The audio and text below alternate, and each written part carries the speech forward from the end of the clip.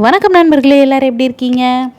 இன்றைக்கி நம்ம சேனலில் பார்த்திங்கன்னா ரொம்பவே ஹெல்த்தியான, ரொம்பவே டேஸ்ட்டான, நம்ம எல்லாருக்குமே ரொம்ப ரொம்ப பிடிச்ச ஒரு துவையல் ரெசிபி தான். கொத்தமல்லி கருவேப்பிலை வச்சு சூப்பரான ஒரு துவையல் ரெசிபி தான் பார்க்க போகிறோம்.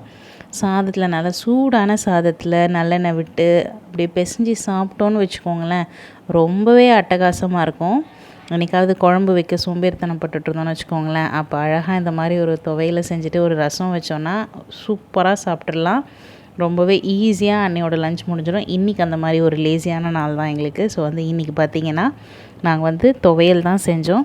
ஸோ அந்த ரெசிபி தான் உங்களோட ஷேர் பண்ணிக்க போகிறேன். ரொம்பவே டேஸ்ட்டாக இருக்கும். நீங்களும் ட்ரை பண்ணி பாருங்கள். ஈஸியாகவும் செஞ்சிடலாம். இப்போ இதுக்கு பார்த்திங்கன்னா நான் கொத்தமல்லியும் கருவேப்பிலையும் ஈக்குவலாக எடுத்து வச்சுருக்கேன்.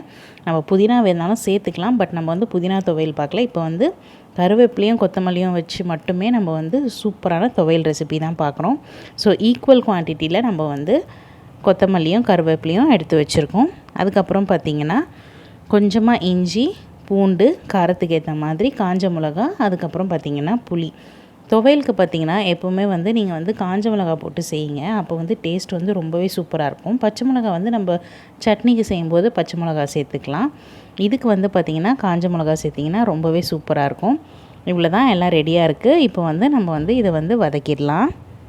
இப்போ ஒரு கடாய் வச்சு அதில் கொஞ்சமாக எண்ணெய் ஊற்றிருக்கேன். அதில் பார்த்திங்கன்னா நம்ம ஒரு ஸ்பூன் கடலைப்பருப்பு, உளுத்தம்பருப்பு சேர்த்துக்கலாம். இது நல்லா கொஞ்சம் ப்ரௌன் ஆகட்டும். நல்லா பொரிஞ்சு வந்ததுக்கப்புறமா பாருங்கள், லைட்டாக கலர் மாறுது. இப்போ நம்ம காரத்துக்கு நான் காஞ்ச மிளகா 4 காஞ்ச மிளகா எடுத்திருக்கேன். அதையும் இதோடு சேர்த்துட்டு நம்ம அடுத்தது குட்டி குட்டியாக கட் பண்ணி வச்சுருந்த இஞ்சி, பூண்டு எல்லாத்தையும் இதோடு சேர்த்துட்டு புளியும் சேர்த்து நம்ம வறுத்துக்கலாம்.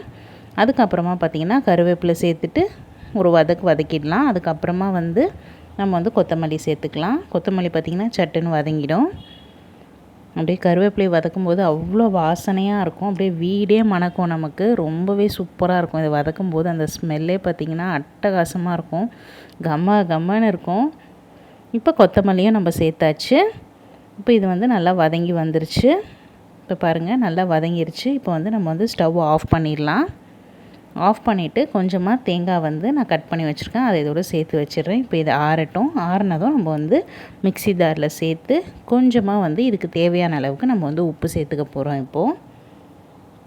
இப்போ இதுக்கு பார்த்திங்கன்னா நம்ம கெட்டியாக அரைக்கணும். சாதத்தில் பிசைஞ்சு சாப்பிட போகிறோம் இல்லையா, அதனால் தண்ணி கொஞ்சம் கொஞ்சமாக ஊற்றி நம்ம அரைச்சிக்கலாம். இப்போ பாருங்கள், நம்ம அரைச்சி எடுத்தாச்சு. நல்லா திக்காக இந்த மாதிரி அரைச்சி எடுத்துக்கலாம். நம்ம நல்லா அம்மியில் அந்த மாதிரி நம்ம அரைச்சி எடுக்கும்போது இன்னமும் டேஸ்ட் இருக்கும், செமையாக இருக்கும். அந்த மாதிரி இருந்துச்சுன்னா நீங்கள் அம்மியில் கூட நீங்கள் அரைச்சி எடுத்துக்கலாம். இப்போ பாருங்கள், சூடான சாதத்தில் நல்லா அப்படியே போட்டு பிசைஞ்சு சாப்பிட்டோன்னு வச்சுக்கோங்களேன், ரொம்பவே சூப்பராக இருக்கும். ரொம்பவே ஹெல்த்தியான, அதே மாதிரி ஈஸியாக ப்ரிப்பேர் பண்ணக்கூடிய ரெசிபி தான். இதுக்கு பார்த்திங்கன்னா நான் கடைசியாக நம்ம யூஸ்வலாக எதுவும் தாளிப்பு கொடுக்க மாட்டோம். நீங்கள் தாளிச்சிப்பீங்க அப்படின்னா கொஞ்சமாக கடுகு, கருவேப்பிலை சேர்த்து தாளிச்சிக்கலாம்.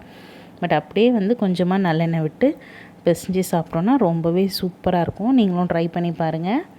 இந்த வீடியோ உங்களுக்கு பிடிச்சிருந்ததுன்னா லைக் பண்ணுங்கள், உங்கள் ஃப்ரெண்ட்ஸ் அண்ட் ஃபேமிலியோட ஷேர் பண்ணுங்கள். மறக்காமல் நம்ம சேனலுக்கு சப்ஸ்கிரைப் பண்ணி எங்களுக்கு சப்போர்ட் பண்ணுங்கள்.